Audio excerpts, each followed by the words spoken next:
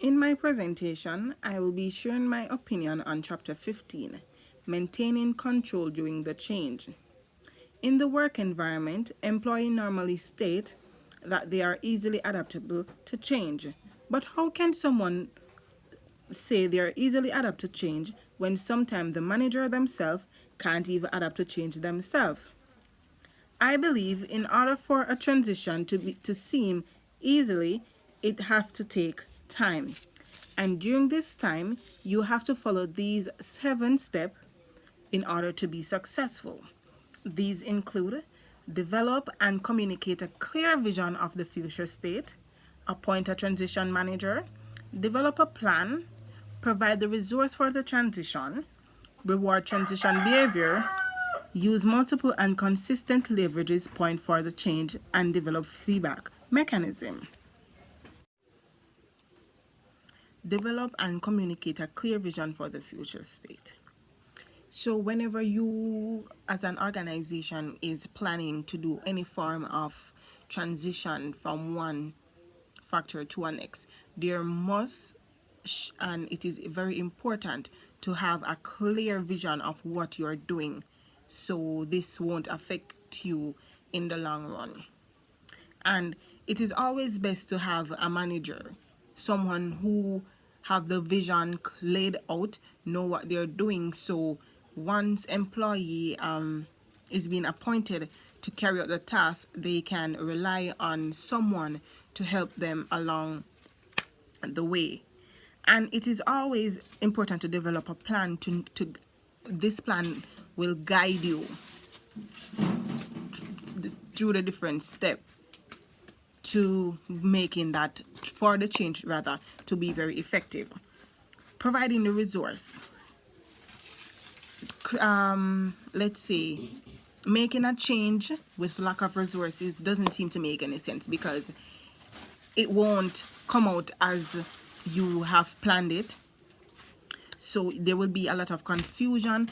Persons would be fed up and not able to cope properly and productively in the organization, and that's not something that we want to be done, or we want to be done in an organization. So it's always best to ensure before you start with the stage, ensure that you have all the resources to say yes, we have this and we have that, just for the process to be clear, to be smooth rather. And in an organization where changes take place, it is not easy as an employee to adapt to these constant changes. So to motivate, normally persons would say reward sweeten labor. It is always best to have some form of reward or incentive for persons who are out there, employees rather, who are out there doing their best to make this change work, to make this organization productive, to make a good, to have the make the organization have a good impact on the wider scale. So it's always important to reward persons who are out there helping and doing their utmost to help with the changes that a company decided to go.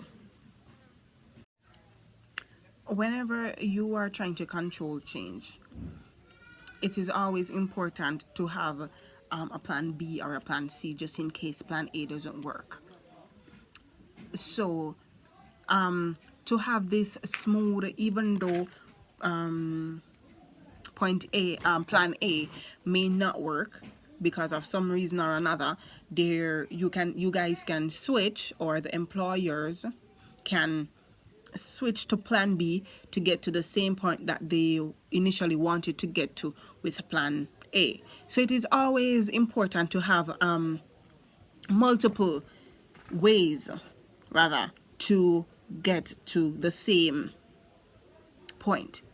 This reduces time and it reduces I would say resources, because if you don't know what you're doing, every minute you'd have to start over and over and over, and this can cause a lot of confusion.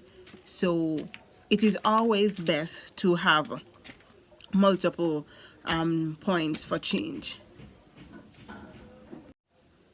Develop a feedback mechanism. So change is something that nobody is used to, because once you're doing something for the first time, you don't really know what the outcome is. So what you can do, don't just have it in your mind that, okay, once I do this, everything will be okay. I don't need to hear anything from anybody else because, you know, I did my best and nothing that anybody says will matter. No, you have to have a feedback system to see, okay, boss, this needs to be worked on, that needs to be worked on, just so you can get an understanding. Because anything, once you get an understanding, something new will come up. You can say, okay, innovative ideas can come up to say, okay, we can do this instead of this to get that feedback. So it's always best to have a feedback system mechanism to help with the what's the word I'm looking for, to help for the change to be effective, for persons to see the change and said, yes, this is something that I'm glad I was a part of, and stuff like those, encouraging stuff, positive stuff. So it's always best as a manager or someone working in a company, it's always best, once you're deciding change, have a feedback mechanism where persons can let their voice be heard. With these factors being identified, it is important to know that managing control during change isn't impossible, but it takes time and patience. Thank you.